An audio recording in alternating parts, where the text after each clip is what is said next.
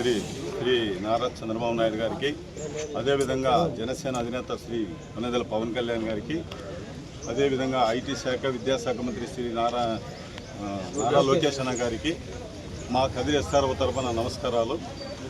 Sir, రాష్ట్రాన్ని మీరు దాదాపుగా 23 లక్షల రూపాయలు 23 లక్షల కోట్లతో దాదాపుగా రాష్ట్రాన్ని అభివృద్ధి పథకంలో పయనించే విధంగా మీరు అభివృద్ధి చేస్తున్నారు.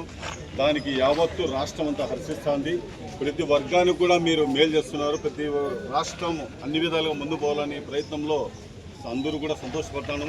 కాకపోతే దాదాపు 120 సంవత్సరాల చరిత్ర కలిగినటువంటి డాక్యుమెంట్ వ్యవస్థను మీరు పెద్ద మనసుతో ఆలోచన చేసి ఈ ఒక్క వ్యవస్థ వల్ల దాదాపు రాష్ట్ర వ్యాప్తంగా 3 లక్షల కుటుంబాలు వీధిన పడే అవకాశం ఉంది. వాళ్ళకి ఎటువంటి వృద్ధి లేదు.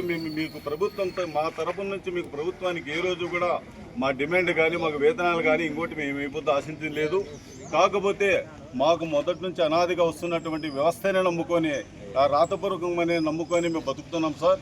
ఇటువంటి పరిస్థితుల్లో మీరు ఈ 396 జీవోని పెట్టి మాకు కడుపు కొట్టే పరిస్థితి అయితే చాలా ఇబ్బందిగా ఉంది. దయచేసి మేము ముఖ్యంగా విజ్ఞప్తి చేస్తున్నాము. పెద్ద మనసు మేము కూడా మీ పార్టీలో భాగస్వాములే. యావత్తు మీకు ఏ రోజు కూడా మేము వ్యతిరేకం కాదు, పార్టీకి అనుకూలమే.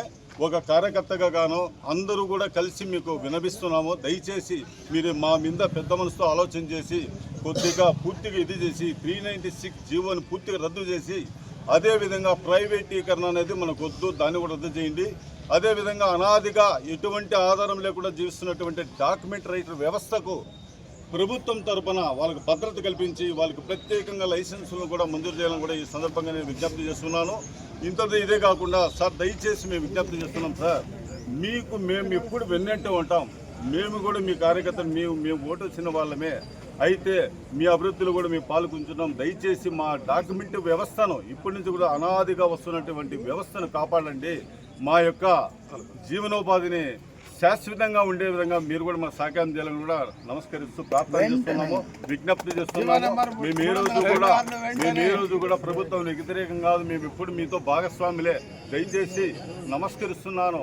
అందరి యొక్క బాధను అర్థం చేసుకొని మాకు ఈ యొక్క కార్యాన్ని నెరవేర్చే విధంగా ఈ జీవోని వెంటనే చేసి మా పదవులను మేము పోయే విధంగా దయచేసి మీరు మాకు మీ యొక్క అనుగ్రహంతో మాకు ఈ 396 రద్దు చేయాలని కూడా మనస్ఫూర్తిగా కోరుకుంటున్నాం.